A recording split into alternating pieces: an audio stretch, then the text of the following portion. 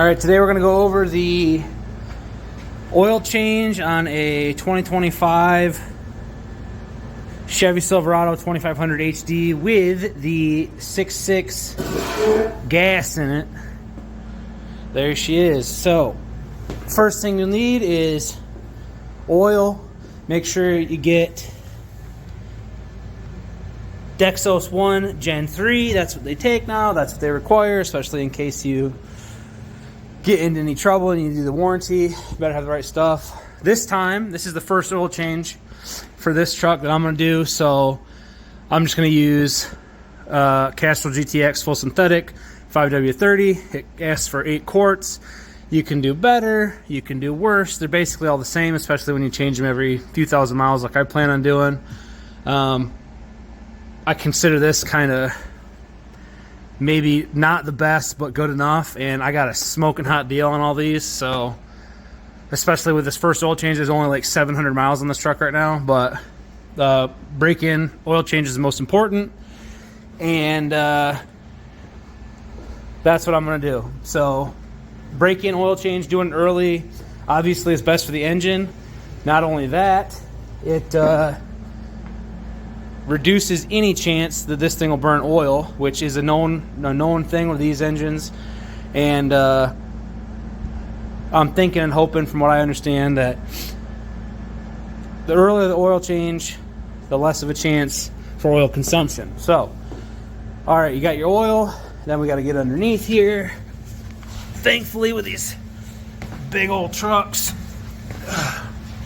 you don't even need to jack them up or ramp them up. 15 millimeter socket. There's your filter to take off. I'm using a Purelator 1 Boss on this thing. You can, pick your poison there. And then obviously your plug, you can see it right next to the filter there. And it kind of points down, so right in the pan. So let's get cracking on that. Alright, let's see. Got that knocked loose there. Undo that. There, let's take that out.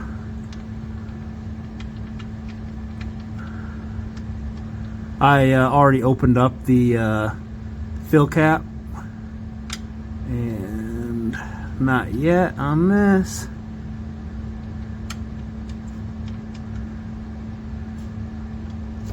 Alright, there we go.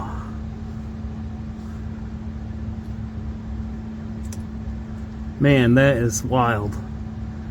We're at 700 miles on this thing. Look at that color already. I mean, it's not terrible, but it's definitely, I don't know, maybe the light on my hand makes it look, but like, look at that. If I cared more, I'd go put a light behind it, but I don't. But anyways, getting this oil change done. Make sure you don't get that all dirty.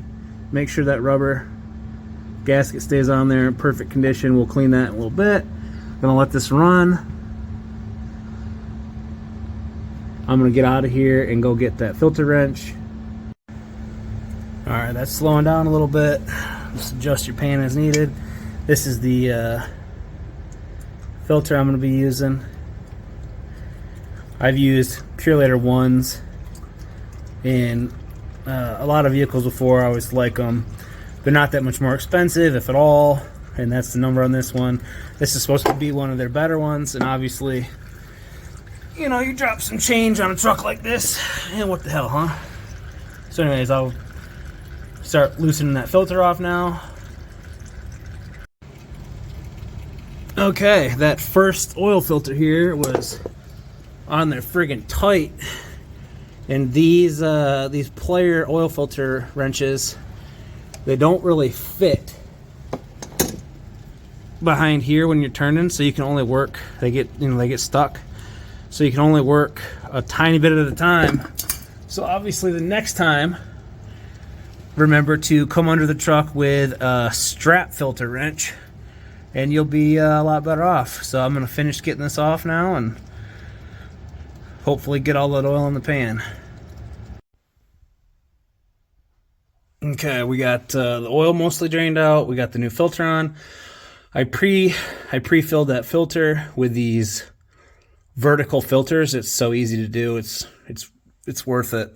When they're obviously horizontal, things get a little bit more tricky. But anyway, so it's basically hand tight to touch now, and then I'll go about 3/4 of a turn on that filter, and we'll be done with the filter. Then I'll put that plug back in after we clean it up, and we'll get to that in a sec. All right, new filter on, tight. We got the fill plug back in, and obviously do not over tighten that. Nightmare awaits if you do. Basically get it in there and give it a few bumps. If you've done it 100 times or more, you kind of get the gist of it, but not too tight, or it can be some big problems. So let's go back up now and fill her up. All right, so next thing you want to do is get a funnel. Funnels are cheap. Cleaning up that mess is a pain in the butt. So obviously this takes 8 quarts. Getting the big jugs is cheaper and more efficient. So if I had a third hand, I'd film it too, but this is going to go in there. And then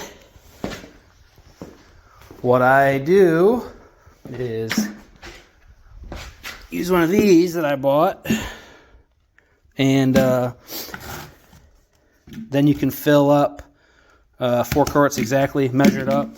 When I'm done with these, just stuff a rag on the top so it doesn't collect dust in there, and then it measures it out for you and lets you use the big jugs. So that's what I'm gonna do. All right, we got the first 5 in. We got the other 3 right here. Down the hatch. All right, that's all in. We'll let that sit there for about a minute and drain it all out. And then cap goes back in right there. Ready to rock and roll. And then on this one here, super easy toggle. Just beep, beep, beep over on the infotainment thingy. Hit, literally just press reset, done. That's it for this one. Then you're good to go.